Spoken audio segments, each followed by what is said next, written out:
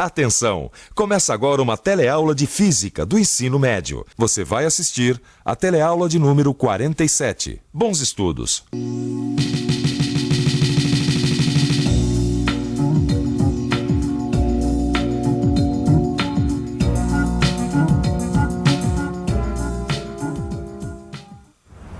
Maristela, eu tava aqui partindo essa maçã e comecei a imaginar até onde ela pode ser dividida.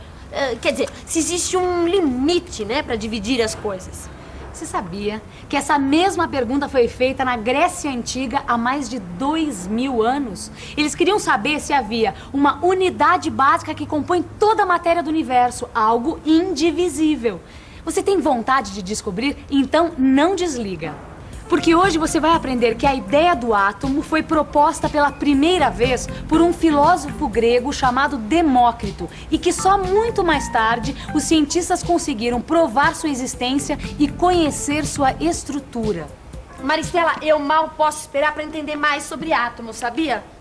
Sabe que essa história vem fascinando os cientistas há vários séculos, Rosinha. E pra gente entender bem tudo isso, é preciso entrar num mundo onde tudo é tão pequeno que é preciso muita imaginação.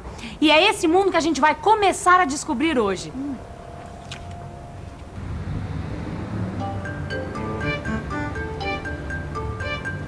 Maristela, quer dizer então que essa história toda de átomo começou na Grécia Antiga? Foi, Rosinha.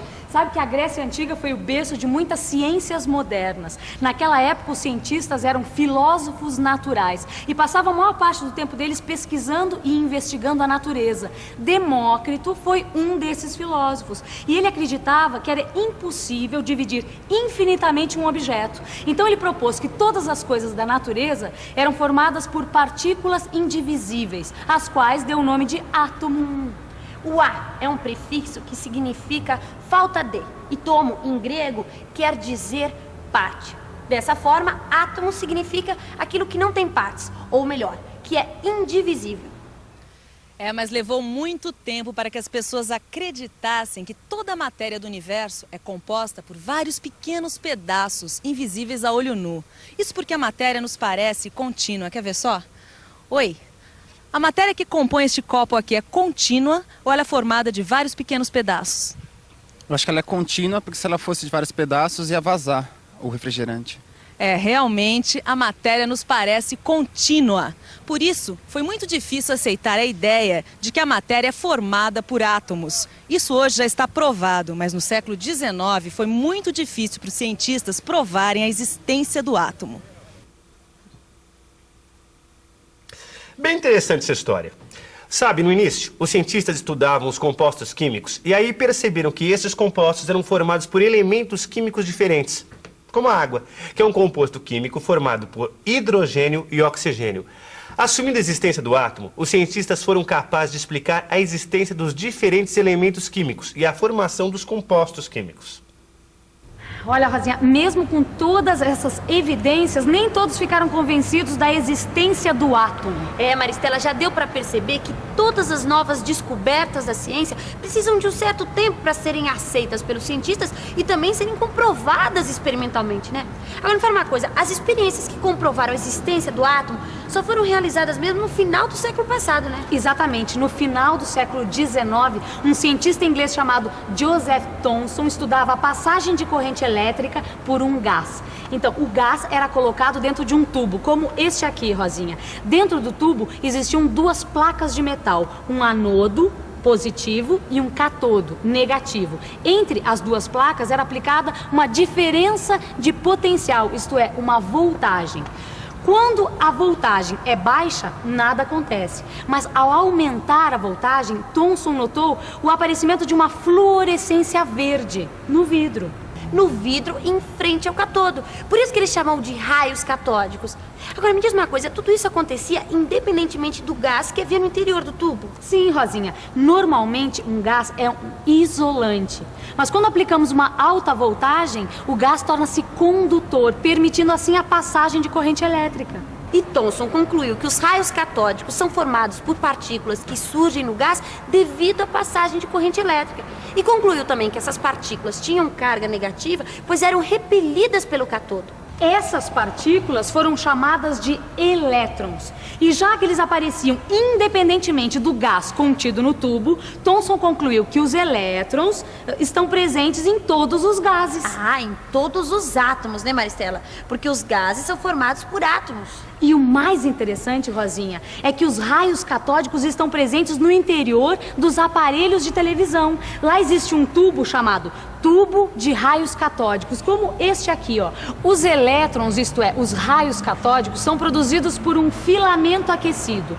E ao atingir a tela, provocam reações que dão origem às imagens. Com essa experiência ficou claro que os átomos são formados por partículas menores e que, portanto, podem ser divididos. Ah, então Thomson propôs o primeiro modelo atômico? Sim, ele imaginou que cada átomo é formado por uma massa eletricamente positiva, onde estão distribuídos os elétrons, como as passas de um pudim. Por isso, este modelo ficou conhecido como pudim de passas. E nessa época, os cientistas descobriram a radioatividade. Isto é, descobriram que alguns elementos químicos emitem partículas de alta energia. Um desses elementos químicos, o rádio, foi utilizado por um outro cientista inglês, Rutherford, para investigar a matéria. E esse elemento rádio emite pequenas partículas de carga positiva chamadas partículas alfa. Você lembra como é que era a experiência? Lembro sim. Veja aqui. Olha, Rosinha, ele colocou uma porção do elemento rádio em frente a uma placa muito fina de ouro. As alfas emitidas atingiam a placa de ouro. Rutherford esperava que todas elas atravessassem a placa de ouro, porque tem muita energia. Entretanto, ele observou que uma pequena parte dela, cerca de 1 em cada 10.000, era refletida pela placa e voltava. Para serem refletidas, as alfas deveriam se chocar com algo muito duro. Para explicar esses resultados, Rutherford propôs um novo modelo para o átomo, formado por uma pequeníssima região central com carga elétrica positiva, chamada de núcleo, cercado por elétrons de carga negativa, como os planetas ao redor do Sol. Para você ter uma ideia do tamanho do núcleo, imagine que nós vamos aumentar o átomo 1 trilhão de vezes. Aí ele ficaria mais ou menos do tamanho deste campo de futebol. Nesse caso, o núcleo ficaria do tamanho dessa pequena moeda e os elétrons seriam menores do que um fio de cabelo, invisíveis a olho nu. Já as partículas alfa ficariam do tamanho da cabeça deste alfinete aqui e poderiam passar pelo campo ou pelo átomo livremente, a menos que encontrasse o núcleo ou a moeda. Nesse caso, elas seriam refletidas. As descobertas de Rutherford representam um grande avanço para a física atômica. Seu modelo mostra um átomo com um núcleo central muito pequeno, com carga positiva, que contém mais de 99,9% da massa do átomo. Ao seu redor estão os elétrons, partículas muito leves, que correspondem a menos de 0,1% da massa do átomo e têm carga negativa. O número de cargas positivas é igual ao de cargas negativas, de modo que o átomo é eletricamente neutro. Mas o modelo de Rutherford tinha um problema: explicar como os elétrons estão ao redor do núcleo, se eles estão parados ou em movimento. Acho que os cientistas ficaram numa sinuca atômica.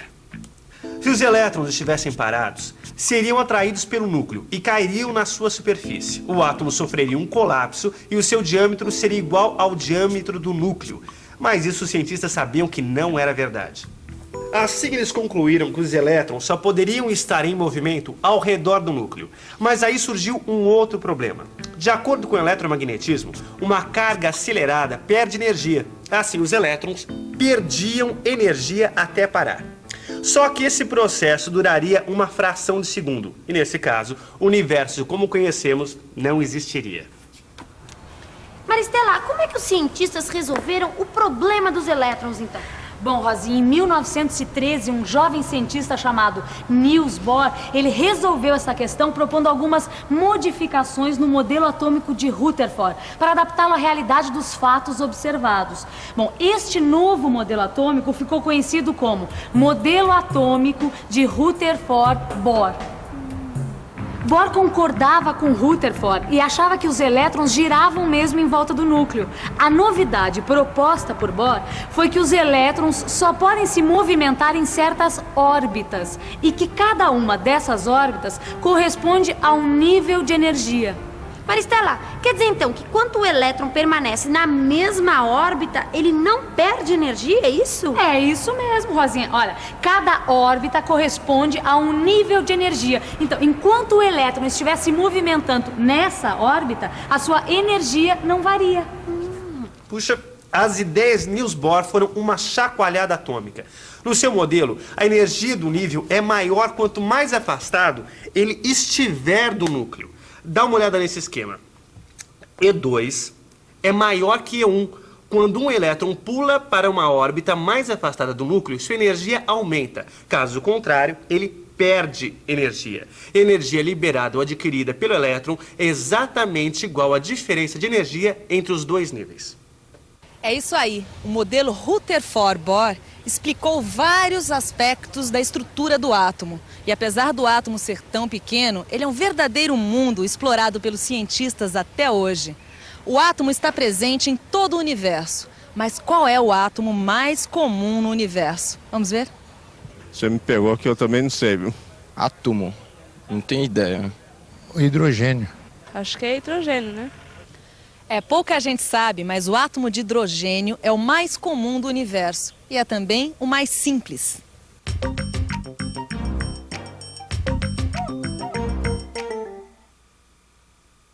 Ele tem apenas um elétron girando em redor do núcleo, que é o núcleo mais simples que existe. E por isso recebeu um nome especial, próton.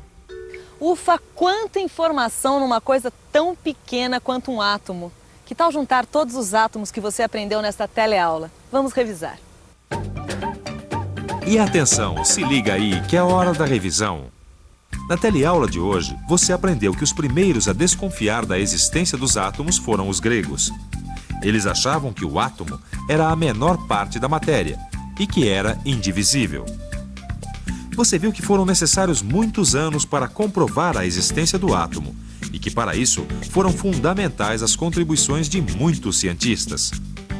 Conheceu a estrutura do átomo e teve uma noção do seu tamanho e das partículas que o compõem. Finalmente, você descobriu que o átomo mais comum da natureza é também o mais simples, o átomo de hidrogênio, e que seu núcleo recebeu o nome de próton, nome que hoje serve para designar cada uma das cargas positivas do núcleo de qualquer átomo.